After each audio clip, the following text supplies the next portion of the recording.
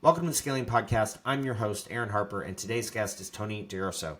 He runs a podcast called The Tony D'Urso Show, and he has had more than 50 million downloads and has grown this podcast, scaled it, has interviewed millionaires and billionaires like Mr. Wonderful, the original Shark Tank guy, Wesley Snipes, huge names. And we talk about AI and the rise of AI. We talk about how he's written books, whether it's fantasy or nonfiction. And we talk about why he doesn't want to be a billionaire. And it's a great episode. I know you're really going to love it. Tony, welcome to the show. Hey, thank you so much for having me on Rolling Suds. I'm really looking forward to this and speaking to your community and helping them, perhaps give them as many aha moments as I can. I've been through so much, so if I welcome unpacking what's in my head because I've learned a few things. I think I might be dangerous. That's what we like to do here is dive into the things that help each other, things that have helped us grow that hopefully we can impart the wisdom upon those who listen. So thanks for coming on the Scaling Podcast today. So let's start with kind of your journey to get up into this point as an author or podcaster. Walk the audience through that, and then I'll probably double click and ask questions about specific things, but let's start there. The simple summary on the beginning is I know I've spent 3 decades in what I call the corporate world, the business world, and about 3 decades as an entrepreneur. If you count my 10-year tenure as a paper out boy. Yeah, I would count that for sure. So 30 and 30 there. And I'll take you to the year 2000 where I helped form and start a company, and I did the fundraise for a company, and I raised $3.25 million in 6 months. And what was really interesting about that is I didn't have a Series 7R license, and I never asked for a penny. But I'm Italian, so you're going to hear that later as well.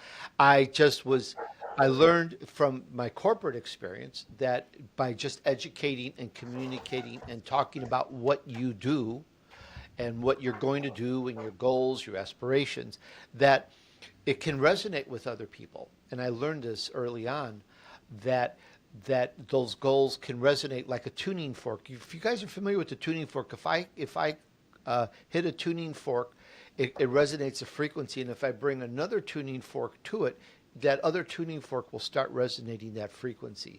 Somewhere along my corporate life, I learned that. So I learned that when I talk to people and tell them, hey, we're forming a company, all I have is paper. I have just paper, Aaron, just a sheet of paper, blank. Here's the company, and this is what we're going to do. In about a year, in about 2 years, we're going to do. That was it. And people just lined up and wanted to give us money. What was the business you were raising capital for? It was an insurance technology company. Okay. And I just sent them to the Series 7R licensed person down the hall and said, go see this guy and tell him you'd like to join us. It was just, and the money just rolled in. And I took the position of VP Sales and Marketing. Okay. And I focused on, and this is the tie-in to podcasting.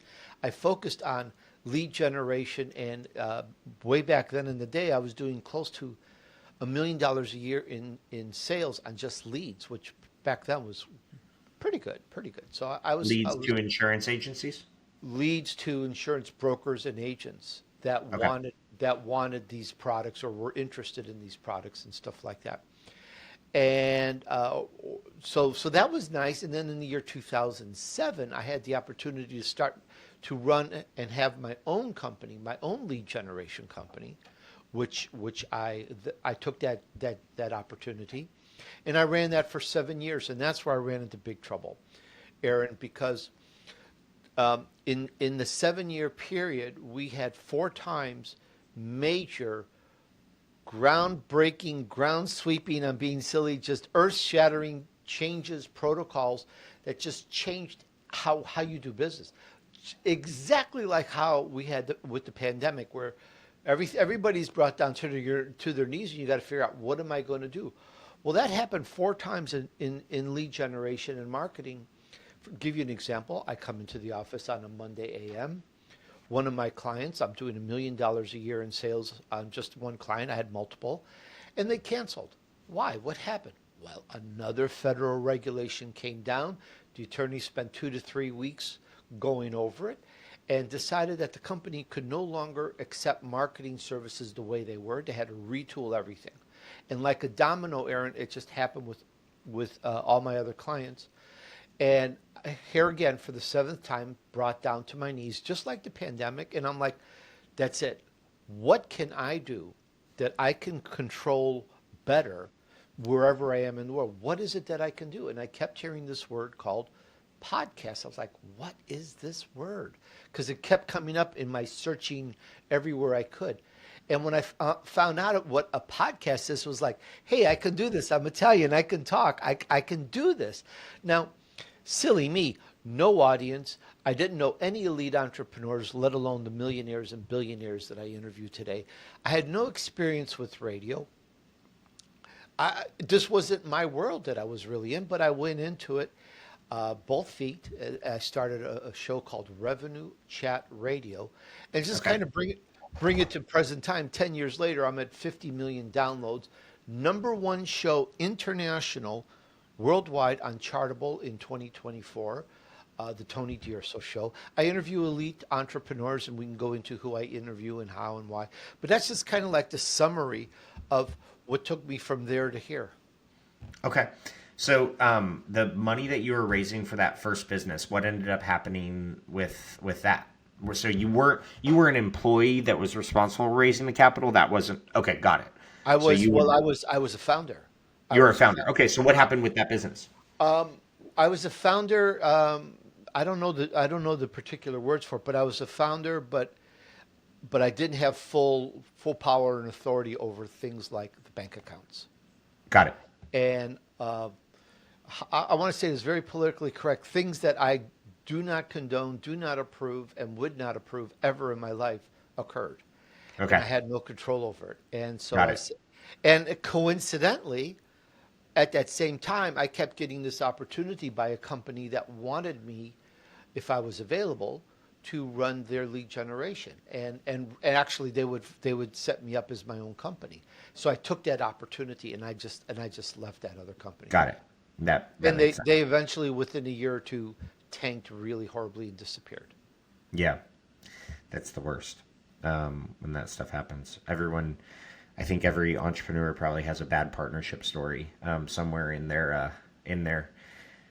You don't get the first one right generally. You gotta try again. Yeah. One of my friends has had a partner for 40 years, and just last year that partner shifted and was in control of the money, and I'll say no more. And it just went really bad, really fast. So how long? What was that like for you when you're working for that or being part of that first company and having them go in different directions that weren't aligned with your values? At the beginning, Aaron, it was wonderful. You know, making a good, serious 6 digits is very nice. Way back then in the day, it was very nice. It was very good. You know, I had all the cushy, nice things that probably most people would think is the American dream. I had it all. And that was all very, very nice. But, and I know you may hear this because I hear it on my show. There's just a point where integrity in your character, it's just, you just can't go past the line. Now, there may be people that do, and that's a different story. That may be why you hear so many billionaires having mental problems or not being very happy. That's what you hear, whether it's true or not. I can't speak for all of them, but I just, as time grew on, it was like, no, this, just not feeling so good. But when I found that information out and confirmed it, yeah, I knew I could no longer live with it. I had to make a decision. And within a very, very short period of time, I bailed. You just got out. It wasn't like I worked for years going, I love the money, let them steal or let them cheat or whatever. No, once I realized, I suspected, but once I was like, no question. Then it was like, I can't live with this. So there's a point where the character is more important than the money. And I just let it all go. Just goodbye. That was it. Good for you. So what was the unique differentiating factor in the leads business that you started? What were some of the things that allowed you guys to be successful? Well, having had that experience at the prior company, I was familiar with uh, all the vendors, and I Hmm. was familiar with many of the liars and cheaters and different Yep. various tricks, which it really existed in lead generation. Someday we could talk about horror stories. So I learned enough of where to go, and just because someone says they have good leads in a testimonial, it doesn't mean anything. Yeah. Um, but I learned enough of what I can do that's good and proper and equitable and honest, and it worked out very well for 7 years. Aside from the fact of these major federal regulations, we had Yeah. So nothing to do with we what had were nothing some to of do those with changes they made? Like I don't know much about like it. like the Canned Spam Act. Now we didn't Okay. email. We didn't email any businesses. It was phone calls and referrals, but that Canned Spam Act just Yep. shut everything. It just shut everything down with the clients. The clients that want the leads. It stopped. Well, Uh, how are you getting the leads? Are you getting it this way? Are you getting it from this company? Are you putting this in your correspondence? All these questions and answers and legality with it. So that was an easy hurdle, even though it took our business down while we proved to our clients what we did, how we did. But yep. the last one, I'm trying to think of what the last one was. It was just like enough is enough. Yeah. Yeah. You just were like, I'm done. I, I Can't make this work. yeah, anyone that's been in business in the year 2000 to 2010 would probably have a good idea of some of the changes that happened even in their business. It wasn't all rosy business wise. Yeah. Yeah. Um, so you were podcasting before most people were podcasting. What was that? How did you, Do you think so? It was 2015 fall when I first started oh, 15. what's called Okay. I was what's thinking called early 2000s. No, okay. well That's been around a while. 2007 I started my lead generation company, Okay. and then from 2007 to 2014 15 we kept having these major issues, and then in Okay. 2015 I started Revenue Chat Radio. Okay. And Revenue Chat Radio evolved in the Tony DeRousseau show? Yeah. Within about a year or 2 year, a very big company called Voice America.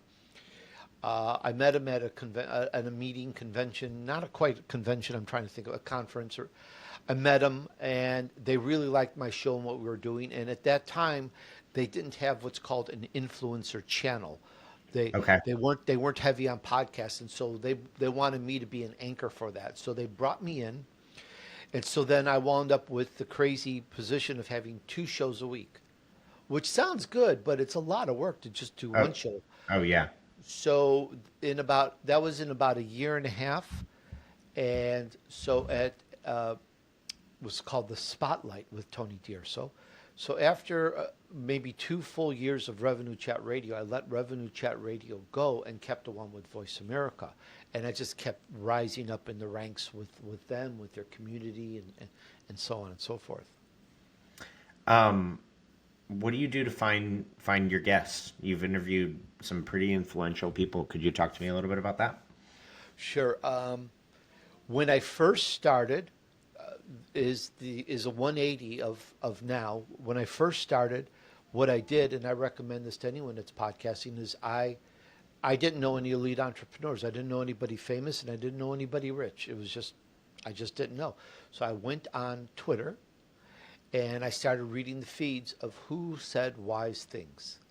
Just simple as that. And I got my first guest and my second guest, and the Canadian equivalent of Tony Robbins. His name is Dov Barron. I've got him on my show. So I would find these people that said various things, whatever they were saying, and I thought, this is interesting, come on my show. And podcasting was kind of new. People were doing it, and it was like similar to a journalist saying, hey, let's do an interview on my network or whatever, in a way, in a microcosm type of way. And I just started getting people that would say yes, and I had these process of speaking with them and finding out what we would talk about and blah blah blah blah. We can go into, but today, fast forward, I'm barraged with requests to get on my show. Sure. I'm booked out for a year. Wow. I used to be booked out for 2 years, but I didn't like it, so I cut it back to a year. And I get probably 1,000 requests a month to get on my show. Wow. That's wild. So when you were brand new, how did you convince these really influential people to come on? What were some of the strategies you would recommend someone do? I have to think about that because that was 10 years ago. Um, I'm sure it was just very simply, I mean, I'm decent with my English and my grammar. It would have been an email. Yep. Hey, Okay. I read this post. I see that you were on Twitter. I like what you said.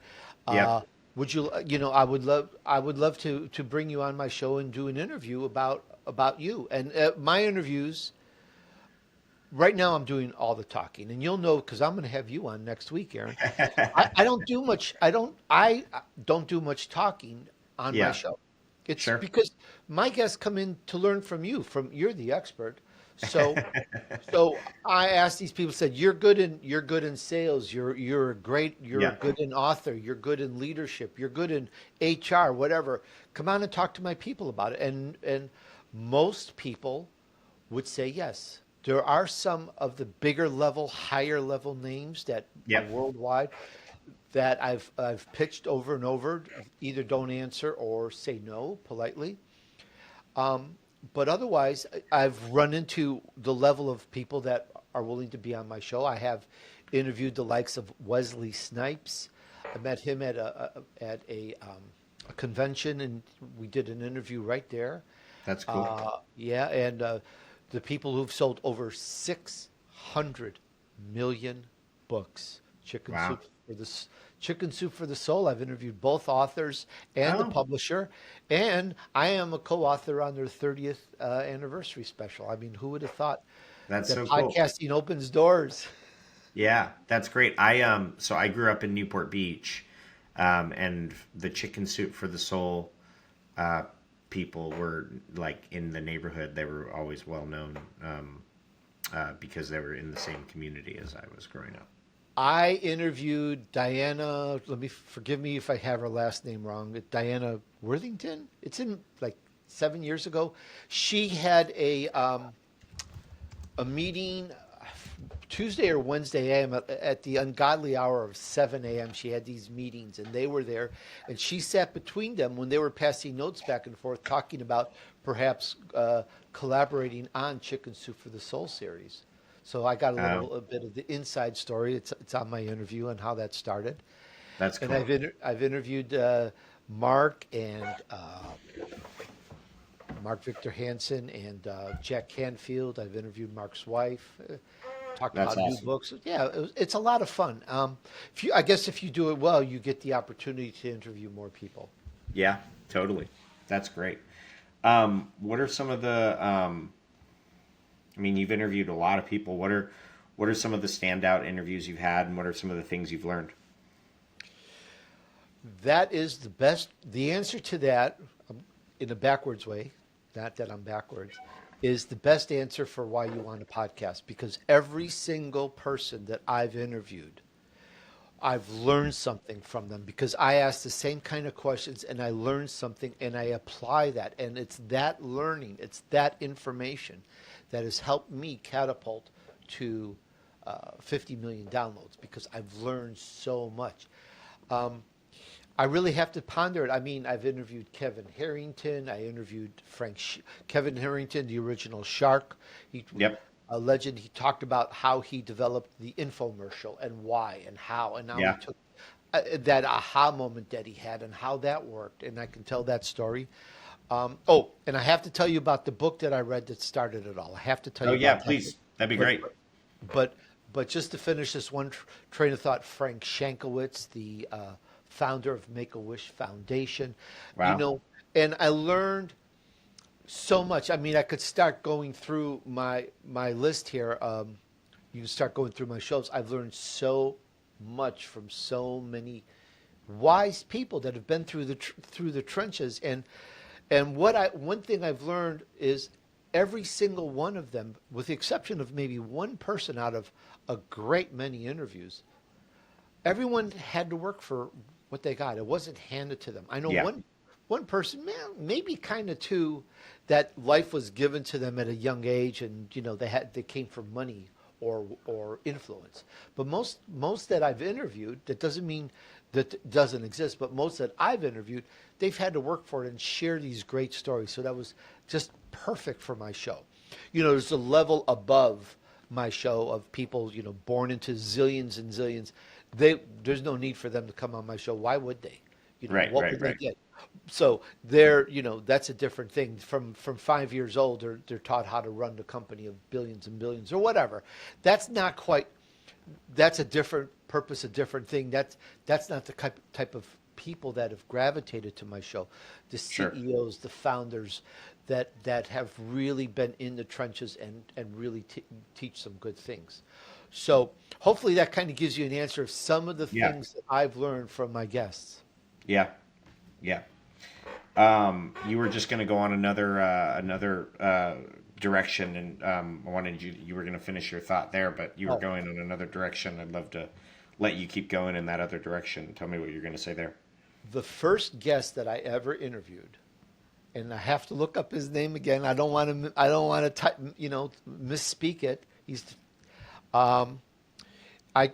knew it was my first podcast. He helped me come up with the name Revenue Chat Radio, and he told me his story was amazing, absolutely amazing. I loved it. It was like I was in awe at his story. He was an author and really good with business. But he told me about a person called Jordan Adler who wrote a book called Beach Money. And I thought that was very interesting, and I was fascinated by it. And and this is a little commercial break. If an author, any author in the world, has a book to tape where they narrate their book themselves, nonfiction, get that. So that, to me, that was instinctively, Jordan Adler had a book called Beach Money. He also narrated the book to tape, as it was called back then. And the reason for that is that when that author reads his story, his book, the inflection, the sometimes a little extra side notes, sometimes a little extra emotion comes out, and it really adds a whole nother dimension to the book. Amazing. I was just like in awe.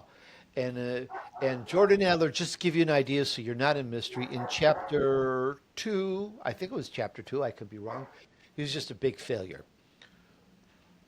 No money to speak of, no job, no life, no spouse, no nothing. He was just a failure. So he went out to the park one day basically to cry. And a little commercial break on that commercial break, I'm just being silly, is you may have heard of the word vision casting or vision. I've taken it to a whole new level, which we can talk about separately. But he talked about just creating that vision. And so he sat there in the park and he wrote out what his life was like. And he spent a couple hours writing it out on a piece of paper. And that's all he did. And then he went home, did whatever. And now, fast forward a couple years, Aaron, Jordan Adler is moving. And in his move, he sees this piece of paper that he had forgotten all about, and that he had wrote down his vision, years back in the park. And Jordan Adler started reading it, got down on the ground, and started crying. Wow. Why? Because he was moving into a brand new house. He had the girlfriend of his dreams. And at that time, I'm talking 80s, he was making $100,000 a month. Wow. In the 80s. Yes, sir. Wow. Absolutely astounding. I think that he talks about that in chapter 3, and then he talks about his philosophy and stuff, and just so much information. He's renewed the book since then, but it's again, get that book to tape, listen to it. What's the book? So what's his background, or what was he doing to make $100,000 a month? Beach Money. He sold he sold. He helped businesses with a business called Send Out Cards, if I have the name right. Send Out Cards, Okay. where you could automatically send thank yous and greetings and birthdays and things. And I became a customer when I found out about it, for my holiday cards. It was Okay. just so easy to do it. So it was a big system then. I don't know about now, but that was one thing he did. But it's not so much that he did something like that. It was just that putting that vision together. Now, this happened for Bruce Lee, Chuck Norris, Jim Carrey, Arnold Palmer. Every single person listening to this right now knows those names because they've Yeah. made something of themselves. And they will all tell you and have told you in various interviews vision casting. It was creating that vision. Arnold Palmer said he envisioned his shot before he stepped on the tee. You know, Yeah. things like that. Jim Carrey had a check that he wrote to himself, I think, for $1 million in his wallet. I mean, it was really, really, really serious. And I broke it down not broke it down, but I added to it. There's some steps missing because you could write your vision, go sit on your couch, get your favorite potato chips, and watch Yeah. Netflix all day, and your vision isn't going to necessarily come true. So Right. what is it? So there's a series of 8 steps, and I call that the vision map, and I give that away free on my newsletter community, the draft, and I've working on the book, and I just break down all these other steps. Well, I wrote that and put that together for myself as a podcaster when I started podcasting with Revenue Chat Radio. I put all those things into effect, and that really propelled me into the achievements that I have accomplished today. So you give that away to, is that, and then is there, so that's like you give that away to anyone who is part of your newsletter, and then what do they do? Do they then join a group, or like, I presume it's a lead magnet of sorts. So Well, what's kind of the funnel from there? I don't really sell anything. Okay. So I give away. You have to provide your email address Sure. and get my newsletter. Okay. And then once you're in, you go to the community resources tab, and I've give away some free chapters of my books. Okay. And in there is the draft, the outline of the vision map. And for those, depending on where you are as an entrepreneur and a business person, a lot of this should make great sense. Now, I've got a detailed book that I've working on and I've put together, really explain these in great detail, and I've given a lot of lectures and talks about them as well. But the basics are there, and you need that because by itself, the piece of paper doesn't get anything done. You have to get Yeah. it done. So tell me about it. What's the general framework that you're teaching in the book, in the vision map? Well, it's extensive. The first step is vision. Now, some of the most well-known, famous people in the world that if I say their names, and I'm not going to, I don't work that way, so I don't say anything about people, they will disagree with this. They will. Openly. Listen to their lectures, read their posts. They disagree with this. But for me, it makes perfect sense, and I'm going to explain. When you're a child, you're gonna understand all this. You say, go out and play. Okay, Aaron, go play. You don't say, what's my purpose for playing? Why am I playing? How come I'm playing? You just go out and play. So the Yeah. first step is your vision. It's the big, broad outline. And the way I pitch it is, you go into the future. Sorry for the mic hit. You go into the future. You turn around and you go, I've just been podcasting for 2-3 years. What did I accomplish? Oh, well, I've interviewed these millionaires and billionaires, and I wrote this book, and I've got this community, and I've got 1 million downloads and all that. Now, wait a second. You're zero right now. I was zero, like as in, No, never been on radio before. Never had this kind of experience. So here I am in the future like a fool, but I'm doing it as a child, writing down what I see myself doing that I want to do. Well, that's the first step is your vision. The big shots will disagree with it. The reason why is one of the things is the second step is the purpose. Since you understand that, I mean, I can answer any questions. Is more to it, but that's the basics of vision casting is making it real to yourself Sure. in a very fun, like a dream. You don't take a child and force him and shake him and say, "You go play." You don't. It's not force. It's like la Right. la la. It's like you're having fun with it. So it's the same with this. It's like, hey, I'm doing this and I'm doing this and I'm doing this and I'm loving it. You've got to dream it. Now, below that is why you're doing it. But again, that's why I say it's flipped. Is the second step is your purpose. Who are you? Why are you doing it? How come? Why are Yeah. you doing Rolling Suds? Why is Tony podcast? Why? Well, if you did that first, that perhaps you're told to do, it kind of can come out a little clumsy because you may not exactly get what you want. It's and a really good analogy. It's not identical, but a great analogy, Aaron, is you have a car in your driveway right now. Yes, you do. I know you do. I'm positive. And in that car or vehicle, Jeep, could be whatever, motorcycle, you have gasoline in it. And my analogy, and again, like I said, it's not perfect, but it's like the purpose, like why. It doesn't translate, but it makes sense conceptually. It's what takes you there. I'm going to go to Mount Rushmore. I'm going to get in my car and I'm going to drive off. And a little commercial break on that. The reason I call it the vision map is you don't know where you're going without a map. I, Right. I dare you. I dare anybody right now. Take the kids, throw them in the car and your spouse, and say, "We're going on a 2-week vacation. Hop in the car, and you're going to go to the other side of the country, but you don't even know where you're going, or how Yeah. you're going to get there, No, or you what need a map. roads to take it." Come on, you need a map. And everyone will say, "Well, so where are we going?" I don't know. Let's try this street. Let's try this street. Let's try this street. So I realized I needed a map. So hence I call it the vision map. So step 2 is the purpose, is why you're doing it. Then you've got this dream. You go, "I want a podcast. I want to help people." Well, why? And then I realized that that these people,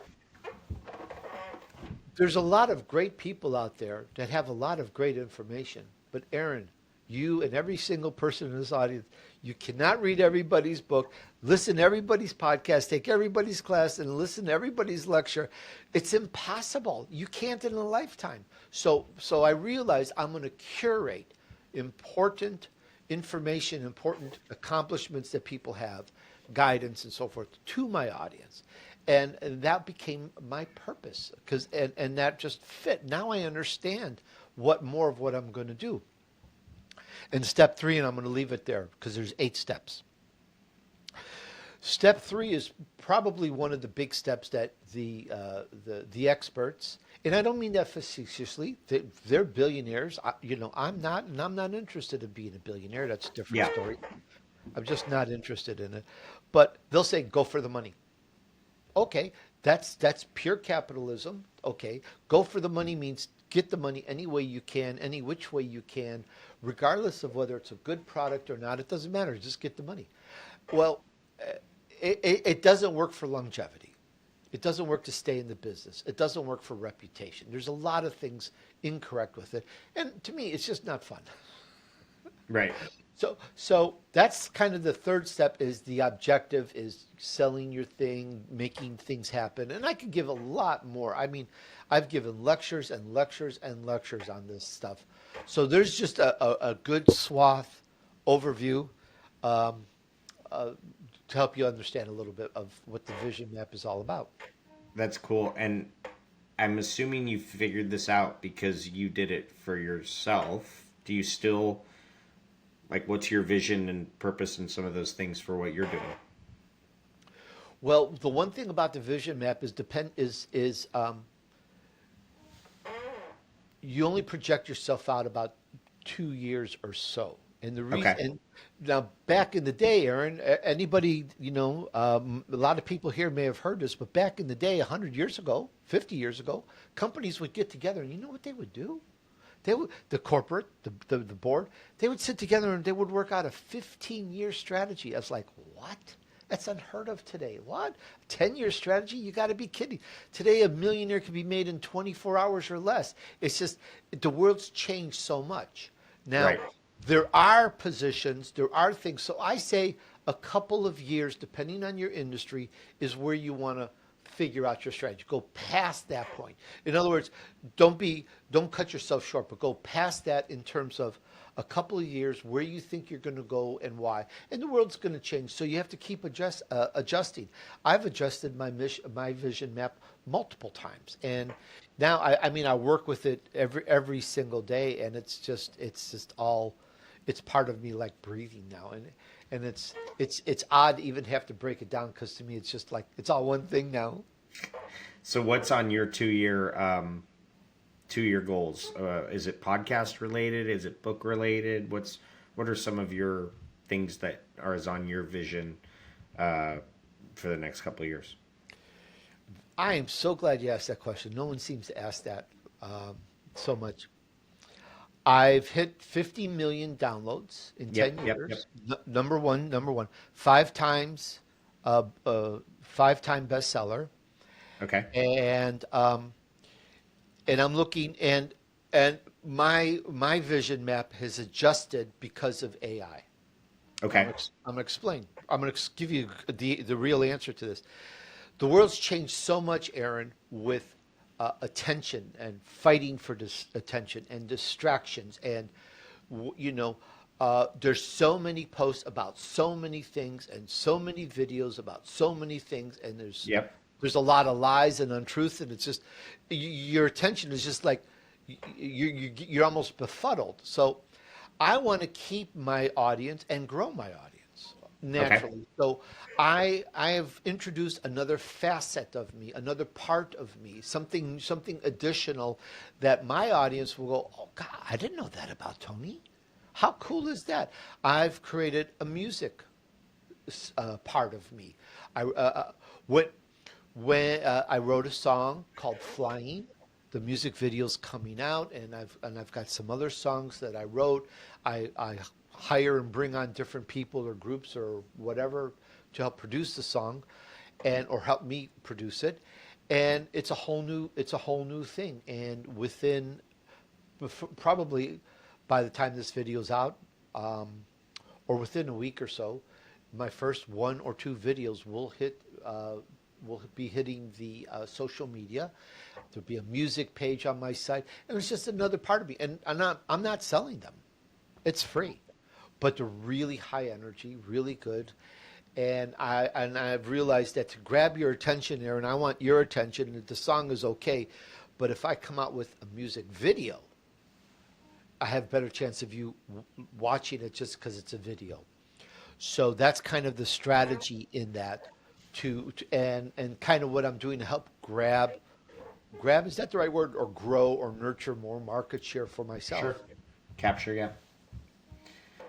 And then when you build that audience, how do you monetize it? The way that the show is monetized is through commercials. Ads. So the bigger your audience gets, whether it's through music, videos, whether it's through, then that leads into the podcast. Then you're able to sell more sponsorships for higher dollar amounts. The music is, again, that child, that little Tony boy is just happy to make music. So it's just a fun thing, and I'm not charging. It's just you, Aaron.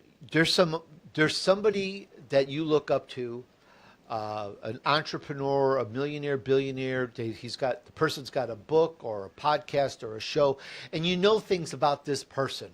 Yeah. Which is peripheral and is not necessarily what their mainstream is. And I'm looking to create that for me, another facet. I call it my facet. about Tony so that my audience can learn more so that they can be more engaging where they may want to leave somebody else's podcast because there's people that go on a tour, we call it a tour or whatever. They go on multiple podcasts, talk about whatever.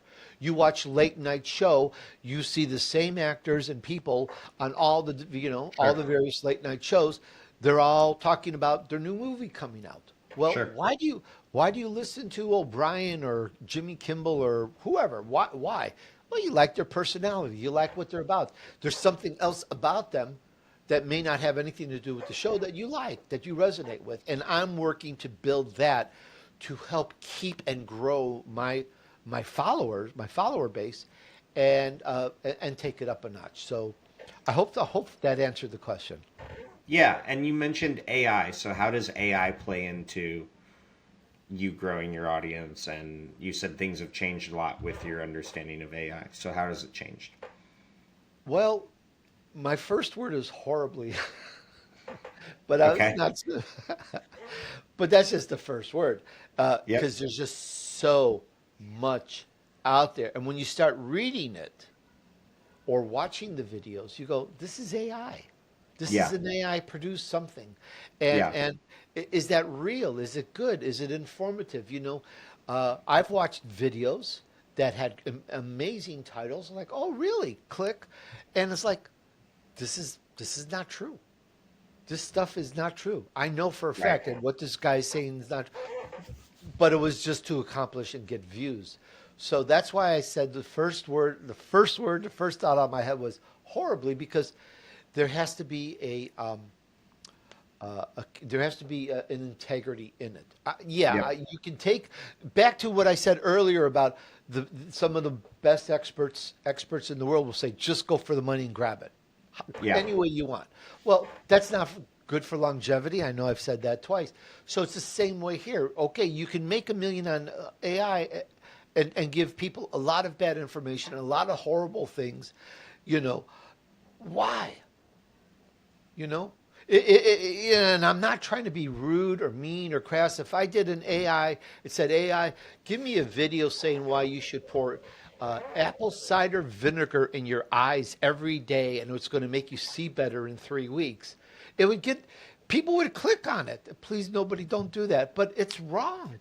It's hurtful. Right. I'm certain it would hurt. So why do it? There's no point in making money for that. So that's why I feel strong about it. But I'm putting out, hey, check out this episode, check out this episode, check out this person I interviewed. But there's so much AI saying all these other things. How do I let people know that I stand more behind and it's more real? And so I'm adding another facet to try to hope, more than hope, but and acquire more audience share and grow with that as a result. So that's kind of like my strategy. It's very in depth. I have a very similar strategy and a very similar thesis around AI. A lot of my business is built through content creation. We find franchisees, new relationships, new employees, new supplier contracts through content that I put out. And I've been doing it pretty actively now for a couple years. And I think what worked 2 years ago doesn't work the same now from a content Absolutely. perspective. And because there's so much AI slop out there that just you can read it and you're like, this is not a human that wrote this, and it's someone that you follow who you respected, and now you're like reading their stuff and you're like, okay, great, now you're not even a human, so you immediately lose trust. And so what I think people are craving now is like the most possible raw and authentic and behind the scenes content that you can put out. And like, we're really investing in that kind of behind the scenes view of building a company, and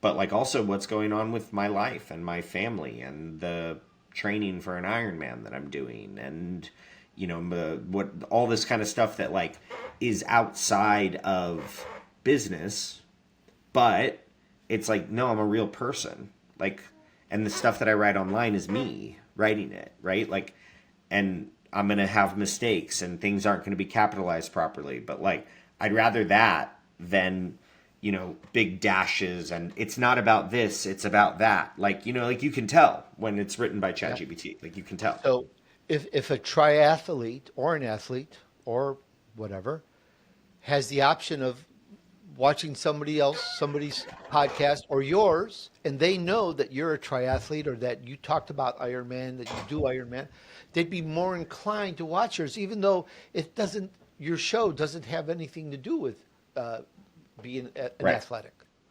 So similar to me, where it's just there's something more to learn about Tony. I mean, there's things like my books and my helping others and things that I've done in my life that are very important and that I still do today that my fans don't know about. So I'm going to start releasing that on my podcast. It's called My Facet Minute. So far, Okay. I may change it, and at halftime I put a little bumper music and say, I'm going to tell you something about myself that I don't tell anybody, That's great. that people don't know. Here's a little something. And it's really short. It's like 30 to 45 seconds. Yeah. And then back to the show. I have a similar thesis. I think that is the right way to do it. You've been doing this longer than I have, but I do believe that based on the trends that I'm seeing in the industry, especially around content creation, podcasting, is people want longer form. They want to get to know the person that they're following. They want to make sure that the person that they're following is a real person. And I mean, that's why this podcast is longer and less.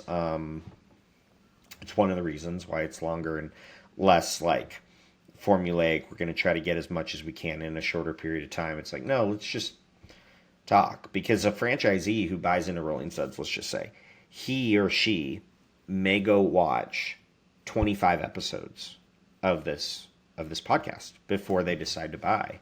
People are doing so much more research now on the front end before making a buying decision than they've ever made before.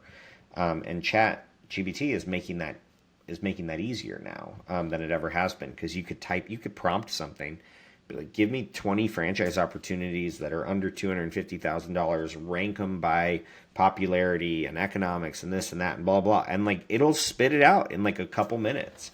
So I think the longer form and the more authentic and real that you can create your content these days, the more effective that it will be and the more reach you'll have. You've got to change, because nothing stays the same. The world is changing. We don't know what's going to happen next month, but we know that if we become more real to our audience and they understand what we're doing, we have a better chance of them listening to us and not somebody else that says, just go get the money and be done with it, or whatever. Yeah. So do you live in Canada? You mentioned Canada. Or I live in Northern California. Northern California. Which part? Right by the Oregon border, very, very in the redwoods. Okay, that's awesome. Yeah, It's right. beautiful up there. Yeah, it is. It is. I lived in Los Angeles. Well, I'm Italian, believe it or not. I actually was born in Italy. I grew up Cool. I grew up in Chicago. Now that's Chicago, but in the city, it's Chicago. It's hard. So every so often, my Chicago comes out but most of my adult life was in the LA area. Just recently, I moved up north into I used to live off of Sawtelle and Santa Monica in Los Angeles. Oh, okay. I grew up in Newport Beach, California. So I spent 27 years of my life up and down the 101. I went to college at UC Santa Barbara. Okay. I last lived in Anaheim, not far from there. Yeah. Yep. I went to Ducks games. I went to Angels games growing up. So Oh, Angels was right there, walking distance was Angels and the Duck Stadium. that's awesome. Yeah, it's beautiful down there. What brought you back up north, or what made you decide to move back north? Probably the best answer was the pandemic. because Yep. it shut down so many things. And again, when Yep. you have a podcast, you're more mobile. Yep. And I thought, well, this is a chance to we've been looking for a place to move for years and years and years, and it just coincidentally when the big issues happened, let's call it that way, Hmm. uh, we found a great opportunity and a place to move and to live, and so that was perfect. That's awesome. Kids? Anything? Married kids? No, we have no children by choice, but we have had a couple of dogs. We've had two Nice. dogs for almost 30 years. One Wow. lived for 17 years and the other lived almost 14 years. Wow. And those were our children. And That's it's awesome. for any dog lovers out there, you know what I say when it's like sometimes you just don't want to have another animal after the last one goes. It's like I get it. it's it's heart wrenching. It's really something when if you've been in the position I have, then you understand. Yeah, it's Yeah. hard. We We have nature. I have nature and bears and hopefully maybe some eagles will come down sometime. um let's dive into your writing. So you've written five books. You just got into non you were writing nonfiction, now you've gotten into fiction, Yes, sir. right? Um talk to me about how did you decide and when did you decide you wanted to be a writer? When as part of my vision map, when I started podcasting, I realized that I should be having a book. Actually, right before that, having a book would be very good if I'm going to make a name for myself Sure. and move my career. And so I wrote a book and learned so much about what not to do with the book. The book was called The Black Book of Sales Secrets. It had nothing to do with magic or incantations. It was just a catchy name to catch attention.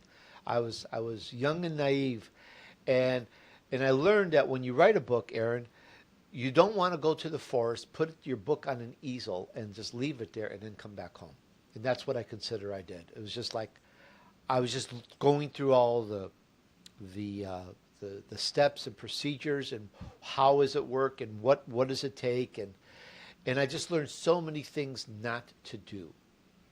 But it was a great experience. So then I repackaged that book into easy sales procedures. Again, Okay. there's no magic in the book. That went like number two on Amazon. I was like, wow, this is cool. That's awesome. So And that was just how to structure sales processes, just yeah, essentially. Cool. yeah.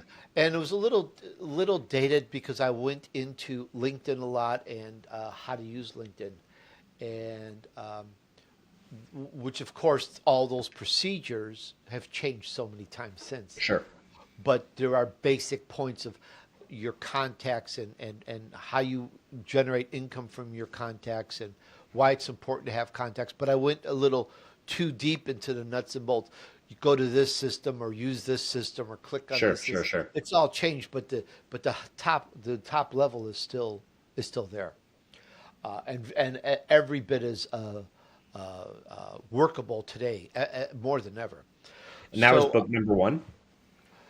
Black Book of Sales Secrets was book number one. Easy Sales Procedure was a book I repackaged and rewrote and updated when I started podcasting.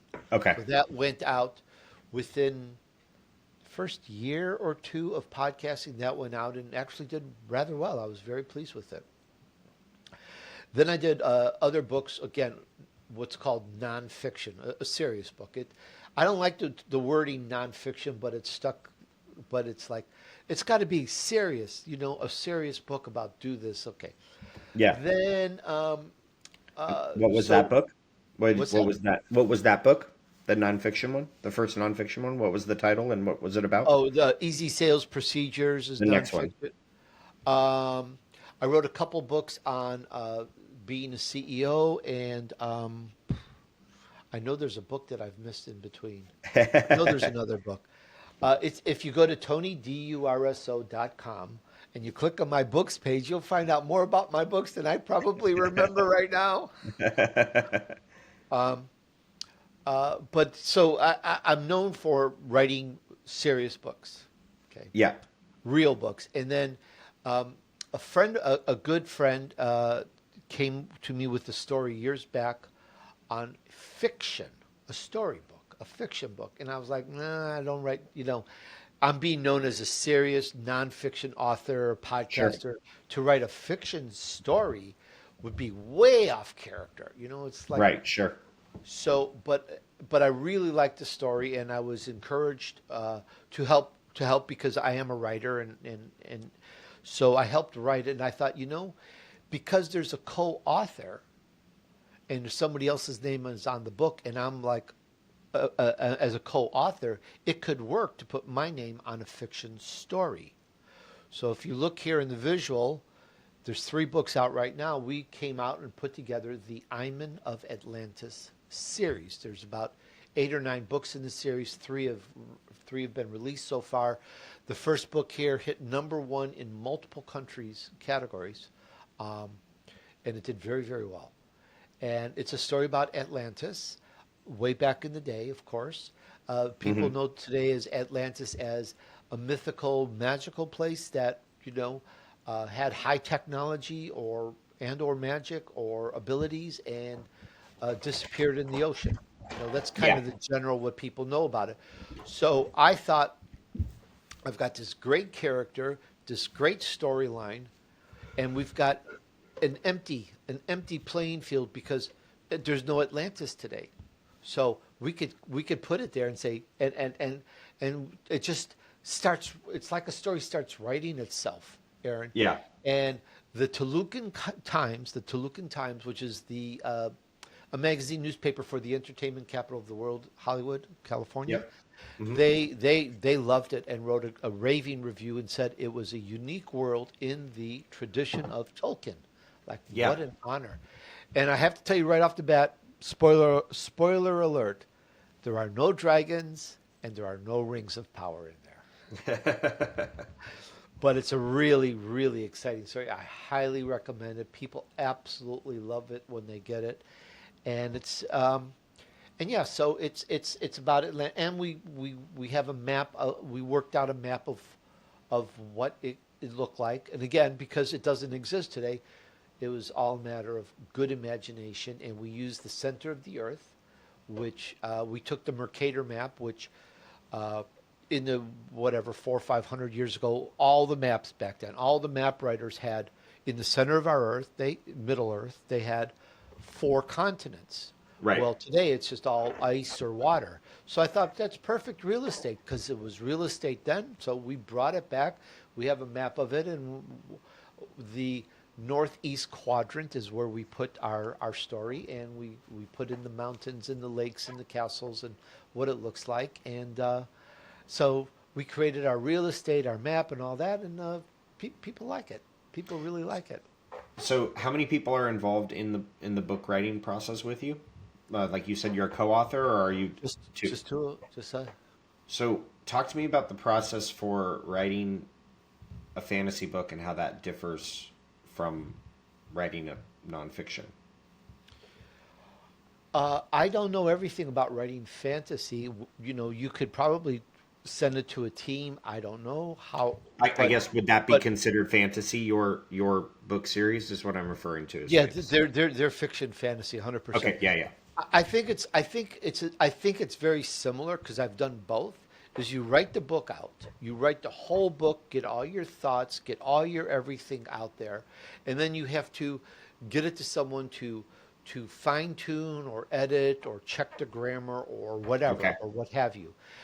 So there's that process. Usually it's an editor, and there's different levels. Sure. I know a person who is a best-selling author and never wrote one word himself. He had a Okay. ghostwriter. He had a ghostwriter do it. Sure. He said write a book about such and such and such. So that can happen, but for me it's like it's a matter of if it comes from you, it just has more importance. I don't know how else to say it. In a fiction book, you mean? In a Has more fiction importance? book and in a nonfiction, if I write something, I write it from me because it's real. I didn't ask AI write me a story. Right. I'm not saying you can't do it, but for me, it's like it came from our imagination. These books came from our imagination, from our sitting together and going, I've got this person going, going up this mountain. How do you do that? I'm not a mountain climber, and just figuring out all the steps and and putting yourself through it. Yeah, AI could have probably written it a lot faster. Who knows? But there's a joy in writing a book. You can probably tell because I get excited about it. There's this joy in it, and when you do it, it's just like that story I said earlier. Tell the kid to go out and play. You didn't shake him and say, "You go play and have a good time." You weren't. He wasn't forced. He just ran out and did it. And it's the same way I think, because not that it's not genuine, but it's the best word I can use. It's very genuine when it comes from you, your heart, your soul, like my music. But so, like, for the Tolkien type style books that you wrote, so do you come up with character backstories and then come up with the story? Are you the character person and your writing partners the world building person? Do you do a draft and then they do a draft and you do passes? Like, how long is the process? Talk to me about it tactically. Sure, exactly. It can vary. What we did is my associate had a beautiful idea. It was great. I loved it. It was a heroine, which doesn't show up in the first three books. It was a heroine and what she does and what she's all about. And so the first thing we did was work out who's in the book. Who are these people? Who are the characters? Who are the characters? But what is the character? And I'm going to explain that. What does the person do? What's the person like? Who is this person? For example, Queen Tara, we modeled her after somebody we really know. Yeah. Queen Tara does really bad things. I don't want to spoil the book. I think that's in book 2, Ruthless. She does really, really bad things to be the queen, and she does bad things to the people around her.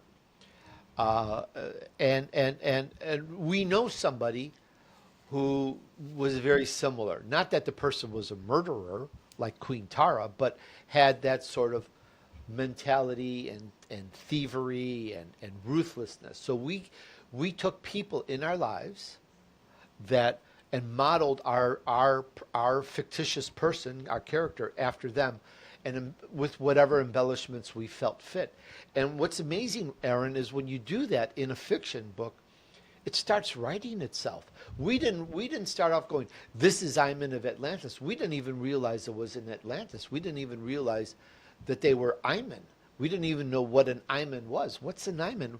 We just started putting these people together, what they were like, what they weren't like, what they stood for, and who do we know that's like them. And we just were able to get personalities and how they looked and and it was just absolutely fascinating. So once we had that, we were able to start putting together the book, and it rolled. And we've got the rest I want to say about 4 more books all roughed out. We just got to go in and sit there. Okay, this person did this, but wait, he was over there back then in the other book doing such and such. So just kind of flushing out the stories.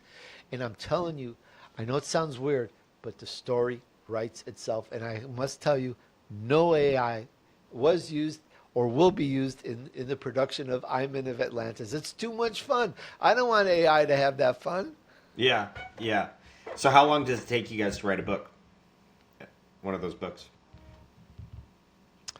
Well, the first book went back and forth a couple years. Yeah. It's a lot of backstory, not drama, but just things happen or whatever. But within a couple months, we could put together and release and polish a book. Like, for example, right now you see 3 books in the video here. The 4th book, called Scattered, we've got the rough that we worked out, the rough story. Within a month or 2, we could technically finish that and have it ready for release. It's because it helps write itself once you really know your characters. Now, this is very unusual because it's not just one book, Aaron. It's a series. Sure. A series is a very long story. Yeah.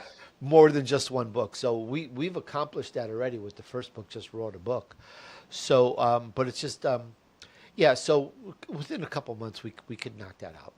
That's impressive. And it will What's have an end. There will be a point where that's it, we're done.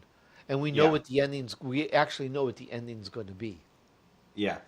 So when all the books are released, what's is it a Netflix show? Like, what's the ideal to take it to TV or no movie? No, we have decided it will never see a movie or Okay, TV or Netflix because one for one, one for one, show me any book you've ever read and loved and was turned into a movie or a film that changed the storyline and changed your story. And we don't want that to happen. So that makes sense. it'll never go there. We're a kid enjoying our creation and I playing love and it. having fun and it'll stand on its own. It has its own value and its own merits and Sure. all Yeah. that. No, I just wondered And if it was that was the goal long term. yeah, no, I understand. Yeah, we're you could probably tell that Italian in me just things just aren't about the money. You know, Yeah. capitalistically speaking, yeah, I got a book. I want to make a movie and make $100 million, whatever. But I'm not interested in that. Just not. Yeah. I want to dig into that a little bit because you've mentioned that a few times. Like, you interview billionaires. You're obviously interested in talking to them. How come you yourself are not? Why do you think you yourself are not as interested in money or kind of those types of maybe as capitalistic as some of these other things? Why do you think that is? I'll give you the serious answer first. The serious answer is the reason I don't want to be a billionaire is because, Aaron, I can't eat that much food. Um, I interviewed a person about 5 years ago who had hundreds and hundreds of millions of dollars in his pocket and was looking for investments. And I interviewed him on my show. And he said it best. He said, Tony, I don't want to be a billionaire because he goes, I don't want to be a monster. He goes, there's a level above me. And he goes, I work with them. This is the guest speaking. He goes, I work with them. I speak to them. I rub elbows with them. He goes, I don't like who they are, and I never want to be that type of person. He goes, I'm happy where I am, my 500-600 million in my pocket, doing whatever. He goes, I'm not going to go beyond that level. And I thought that was very interesting because he told it from his heart. He just didn't say it because he's trying to score brownie points. And it really made a big impression. It was like, what do you do with that money? I mean, you eat, you have your food, you have your bills paid, then what? There's people out here starving, and I have a whole thing where I like to help people that need it. I mean, Yeah. again, it just feels good. It's a matter of character. Got it. Yeah. This has been an awesome conversation. I've really enjoyed getting to know you and learning more about you and your process. And so, what's kind of like the 5 year? I know you don't go past 2 years, but what's kind of let's call it 2 to 5 year? Sure. Is it 2 to 3 50 years more is million fine. more downloads? Is it like what are some of the things that would be the markers of like success for you? More books, more downloads? Like, what are some of those things? 2 to 3 years is good. I'm really going down the music, and not that I want to do anything with it monetarily. It defeats the purpose. You go, I'm going to write a song to be a millionaire or whatever. It Sure. doesn't create a good song. So I just want to create good music to stimulate, motivate, energize, whatever, and just continue. I really enjoy interviewing people and learning, and I want my podcast to not be stuck in the crowd, but be above the crowd, which is why I'm creating more versions or more information about me. And I would just like it to be a really good, popular show out there, mainstream. I don't consider myself mainstream yet. I really want to get into the mainstream big times because I interview people, and I'm really, really curious about them, what they do, and why they do. And I know it motivates and helps people, so I like that.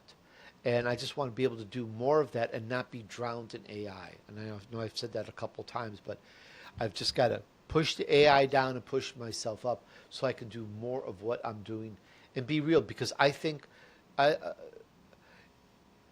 I know it's hard for anyone to think this way, but there's got to be an end to AI. It just can't keep going forever. It needs people. When you punch into something into AI, it gives you an answer, but it's the same answer you can find on the internet. So what's the difference? It's not a person evaluating it.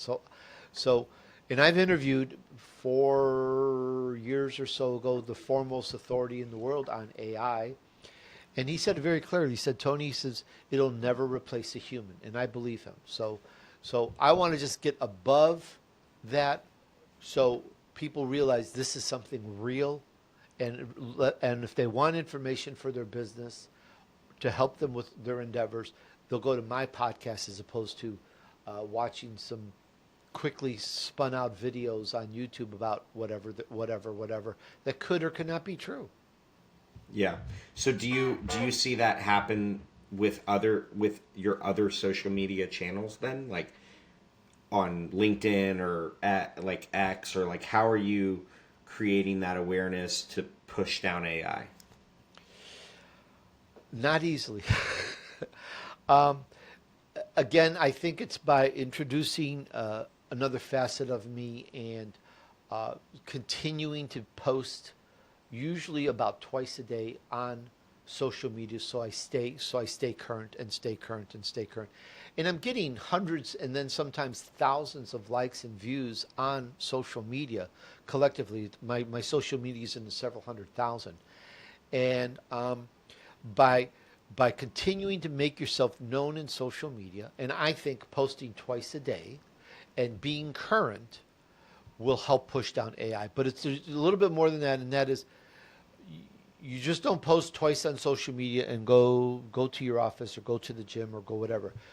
Now you now have the responsibility to check out what other people are doing, find something that you like, comment on it, like it. You have to be present, and if you can show that consistently, which is what I endeavor to do, you can rise above AI, because AI is just pushing out the stuff left, right.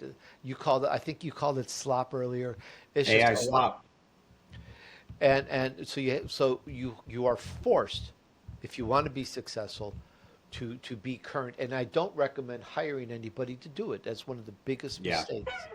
I see that happen. I have a free giveaway on the 3 biggest mistakes you do not want to make on social media, and it's a totally free giveaway in my community. If you go to TonyDurso.com/news, NEWS news, that takes you to my newsletter. You get in there, and then in the community resources, you'll see the download free. That's awesome. Well, Tony, this has been great. Thanks so much for coming on the Scaling Podcast and sharing your wisdom. This has been great. I really, truly appreciate it. And I hope we collectively can help and touch some lives and help some other people do better. That would make me happy. Absolutely. Me too. All right. We'll see you next time. Thank you, sir. Thank you.